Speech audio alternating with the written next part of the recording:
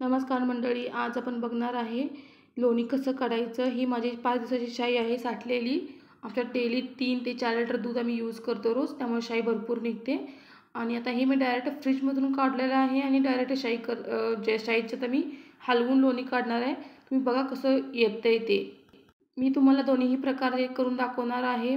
ते म्हणजे कोणतं, एकतर फ्रीजमध्ये लवकर बाहेर काढल्यानंतर कसं करायचं लोणी, किंवा 2-3 तास आधी काढून ठेवल्यानंतर फ्रीजमधून कसं करायचं लोणी, आणि एक रात्र आधी काढून ठेवल्यानंतर सकाळी बनवायचं, असं दाखवणार आहे तुम्हाला मी ते। आणि मी आता बीट मशीनला डायरेक्ट बीट करून घेत आहे आणि त्यात थोडंसं पाणी घातलेलं आहे आणि डायरेक्ट बीट करून घेत आहे। जोपर्यंत लोणी येते तोपर्यंत मी बीट करणार आहे। बघू शकता तुम्ही, तर मी सुरुवातीला फक्त 2 नंबर यूज करून, म्हणजे जिथे खटके असतात ना किंवा पावर असते, इथे 7 पावरचं आहे, त्यामध्ये 2 नंबर मी यूज करून त्याचं बीट करून घेतलेलं आहे, कारण शाई सगळी अशी एकत्र करून घेतलेली आहे। त्यानंतर असं सगळं एकजीव झालं असं मला वाटलं, मी काय केलं, आता फुल मोड ऑन केलेला आहे, म्हणजे 7 स्टेप चालू, म्हणजे 7 स्टेप असते ना, ती फुल ऑन करून मी बीट करत आहे मशीननं। बघा इथं किती छान असा फेस आला आहे, तुम्ही बघू शकताय।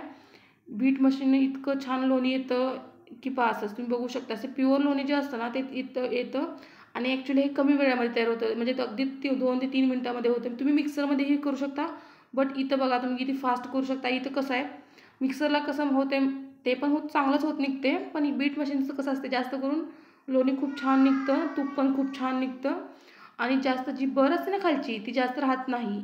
बघा इथं बीट मशीनला मी लोणी काढून घेतलेलं, कसं छान असं फेस पण आलेला आहे आणि लोणी दिसते हे किती छान। आता हे काढायचं कसं, एका भांड्यामध्ये मी गरम पाणी केलेलं आहे, आणि काय करणार आहे, एका थोडंसं कोमट पाण्याचा हात घेऊन मी हे लोणी आहे ना ते छान असं हाताने काढून घेणार आहे।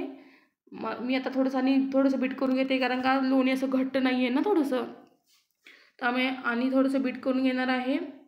ॲक्च्युली असं घट्ट पूर्ण असं गोळा जोपर्यंत होते तोपर्यंत मी बीट करणार आहे याला छान असं। तुम्ही बघू शकता मी ते लोण्याचा गोळा बनतोय का हे बघत आहे।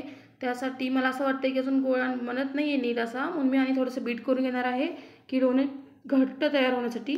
बघा तुम्ही बघू शकता कसं कडने छान असं लोणी आपलं आलेलं आहे, बघू शकता तुम्ही इथं किती छान दिसते।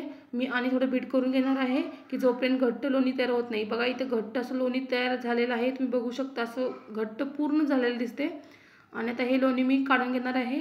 इथे बघा मी एका भांड्यामध्ये लोणी छान असं काढून घेतलेलं आहे, असं छान असा गोळा घेतलेला आहे लोण्याचा। आणि हे तूप बघा किती पिवळं दिसतंय ना, म्हणजे हे प्युअर तूप आहे, आणि ह्याची क्वांटिटी खूप कमी आहे, कारण का मी डायरेक्ट फ्रीजमधून काढल्यानंतर काय होतं, त्यामध्ये जास्त जे फर्मेंट होतं ना ते फर्मेंट क्रिया होत नाही, त्यामध्ये तूप खूप कमी निघलेलं आहे माझं, तुम्ही बघू शकता इथे। थोडक्यात सांगायचं झालं की डायरेक्ट फ्रीजमधून काढून किंवा 1 ते 2 तास फ्रीजमधून आधी काढून ठेवले आणि आपण लोणी तयार करतो, तर काय होतंय, तूप हे ना खूप कमी निघते। बघा इथे खूप कमी निघले, माझं 250 ग्रॅम तूप फक्त निघलेलं आहे, तुम्ही बघू शकता इथे।